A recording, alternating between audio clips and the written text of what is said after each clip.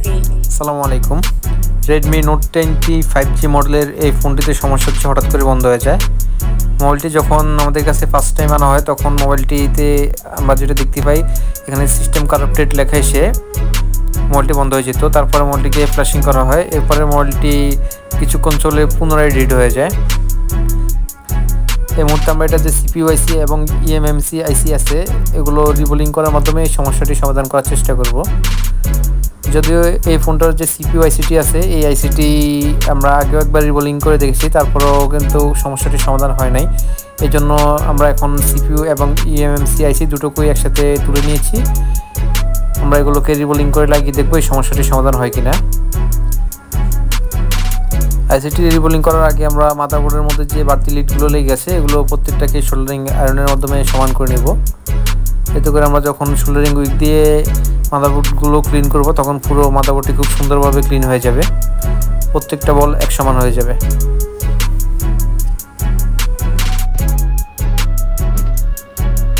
আমরা মাদারবোর্ডে থাকা যে বাড়তি লিডগুলো ছিল ওগুলো প্রত্যেকটা সমান করে নিচ্ছি। এই মুহূর্তে আমরা সোল্ডারিং উইকের মাধ্যমে মাদারবোর্ডের যে সারফেস এরিয়াটি আছে, অর্থাৎ যেখানে CPU IC এবং eMMC IC গুলো লাগবে ওই জায়গাটাকে সম্পূর্ণ সমান করে নেব।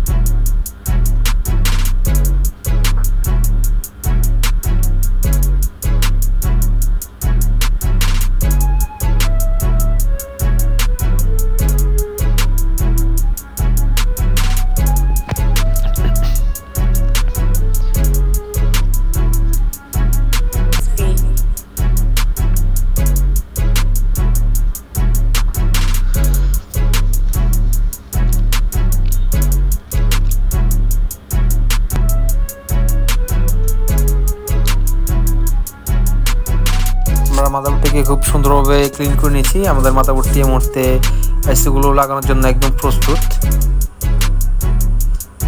এই মুহূর্তে আমরা এটা যে CPU IC এবং eMMC IC আছে এগুলোকে ভালোভাবে ক্লিন করে নেব।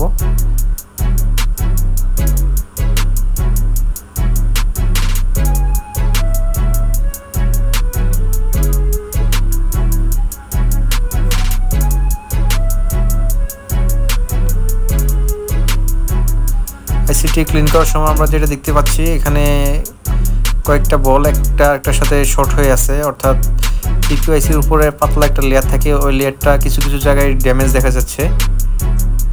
আমরা প্রথমে এটার যে ড্যামেজ এরিয়াগুলো আছে এগুলোকে UV গ্লু দ্বারা ঠিক করে নেব। এর পরবর্তীতে আমরা আইসিগুলোকে রিবোলিং করব। এই জায়গাটা যদিও পুরোপুরি ড্যামেজ হয় নাই, কিন্তু আমরা যেটা দেখতে পাচ্ছি এখানে যে নিচ দিয়ে কিন্তু একটা ফাঁকা জায়গা তৈরি হয়ে গেছে। এই জায়গাটা যদি আমরা তুলে না দিই তাহলে পরবর্তীতে যখন আমরা আইসিটি বল করতে যাব তখন একটা বলের সাথে লেগে শর্ট হয়ে যেতে পারে। এই জন্য আমরা ফার্স্টেই এই লেয়ারটা তুলে এখানে UV গ্লু দ্বারা জায়গাটা সম্পূর্ণ কভার করে নেব।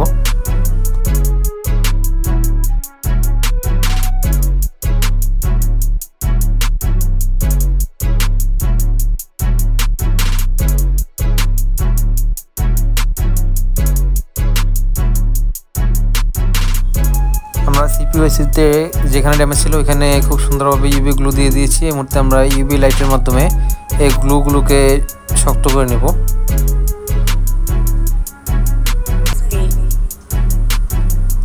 গ্লুগুলো হার্ড হয়ে গেছে। এই মুহূর্তে আমরা একটি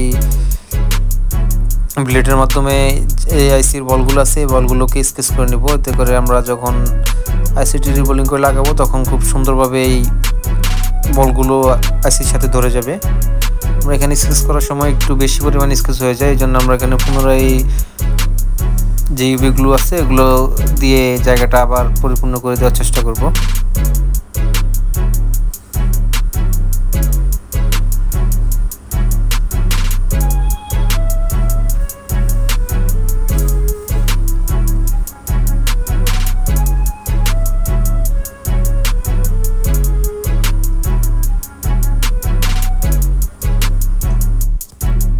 CPU সিপিইউআইসিতে যেহেতু বলগুলো খুব কাছাকাছি থাকে, তাই আমাদের অবশ্যই খেয়াল রাখতে হবে যাতে এই বলগুলো মাঝখানে যে দূরত্ব আছে এই দূরত্বটা যথেষ্ট পরিমাণে থাকে, অন্যথায় আমাদের আইসিগুলো রিবোলিং করার পরে সমস্যা দেখা দিতে পারে।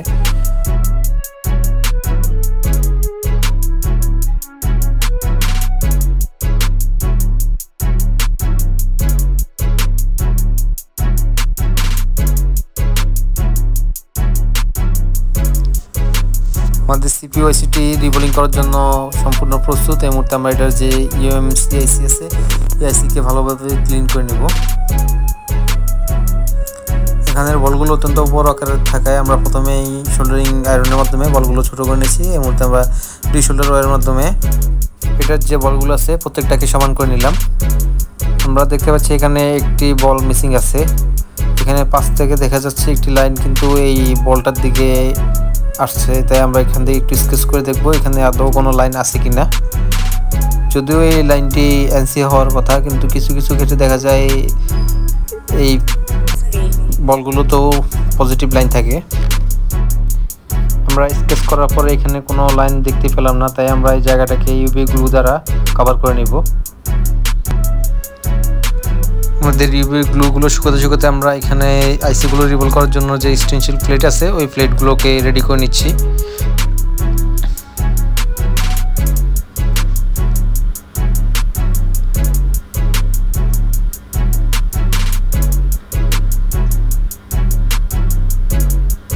আমরা ফার্স্টে এটা যে সিপিইউআইসিটি আছে এই আইসিটিকে রিভল করব। রিবোলিং করার জন্য আমরা 183 ডিগ্রি সেলসিয়াসের যে বল পেস্ট আছে ওই বল পেস্ট ইউজ করে থাকি।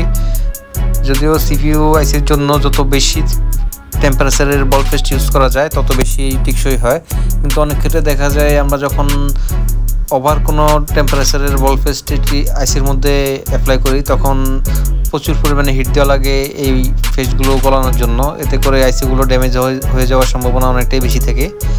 তাই আমার মতে 183 ডিগ্রি সেলসিয়াসের যে বল ফেসগুলো আছে সিপিইউর জন্য এগুলোই বেস্ট।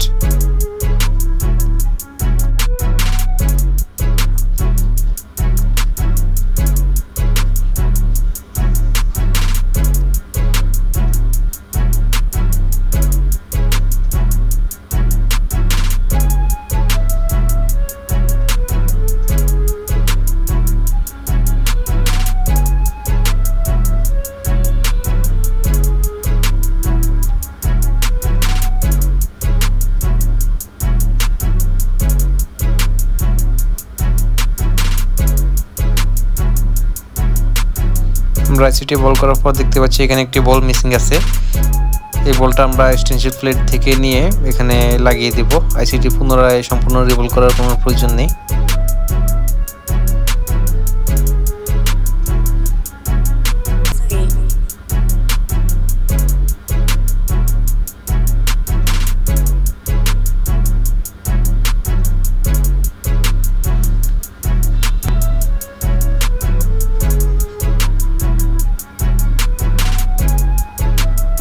আমাদের সিপিইউআইসিটি রিবোলিং করা কমপ্লিট। এই মুহূর্তে আমরা এটা যে ইএমসি আইসি আছে এই আইসিটিকে রিবোলিং করে নেব।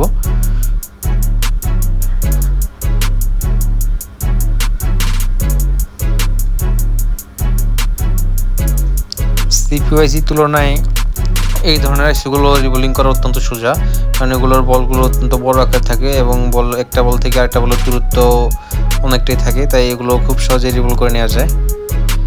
আমরা ইএমসি আইসিটাকেও খুব সুন্দরভাবে রিবোলিং করে নিয়েছি। এই মুহূর্তে আমাদের দুটো আইসি মাদারবোর্ডে লাগানোর জন্য একদম প্রস্তুত। এখানে আমরা চাইলে আলাদা আলাদাভাবে দুটো আইসি লাগাতে পারি, অর্থাৎ প্রথমে সিপিইউ লাগাবো তারপরে ইএমসি আইসিটি লাগাবো। আবার চাইলে একসাথে লাগানো যায়। একসাথে লাগালে যে সুবিধাটা হয় ওটা হচ্ছে আমরা যখন সিপিইউ আইসিটিতে হিট দিব আইসিটি লাগানোর জন্য, তখন পাশে থাকা ইএমসি আইসিটাও হিট পেয়ে এর যে বলগুলো আছে এগুলো নরম হয়ে যাবে। পরবর্তীতে আমরা অল্প হিটের মাধ্যমে এই দুটো আইসিকে মাদারবোর্ডের সাথে লাগিয়ে দিতে পারবো। আমরা ফার্স্টে এটা যে সিপিইউ আইসি আছে এই আইসির উপরে হিট দিয়ে আইসিটি মাদারবোর্ডের সাথে খুব সুন্দরভাবে লাগিয়ে নেব।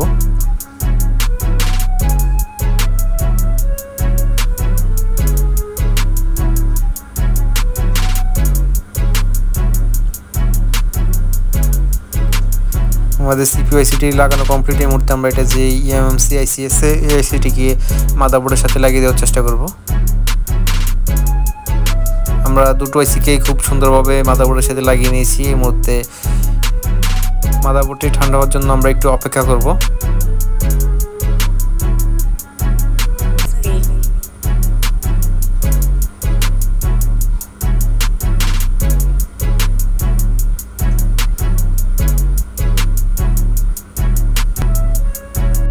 আমাদের মাদারবোর্ডটি যথেষ্ট ঠান্ডা হয়ে গেছে। এই মুহূর্তে আমরা মাদারবোর্ডটিকে ওয়াশ করে প্রথমে এই পাওয়ার সাপ্লাইয়ের সাথে লাগিয়ে দেখব মোবাইল কোনোভাবে শর্ট হয়ে গেছে কিনা বা মোবাইলের রিডিং কত দেখায়।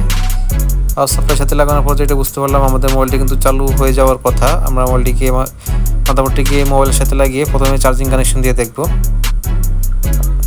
আপনারা দেখতে পাচ্ছেন মোবাইলটিতে কিন্তু যে চার্জিংয়ের লোগো ওটা চলে আসছে।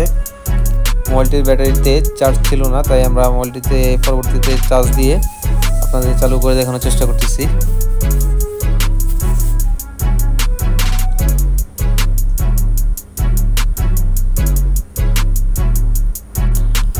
আলহামদুলিল্লাহ আমাদের মোবাইলটি কিন্তু পুরোপুরি চালু হয়ে গেছে। এতক্ষণ সাথে থাকার জন্য সকলকে আন্তরিকভাবে ধন্যবাদ।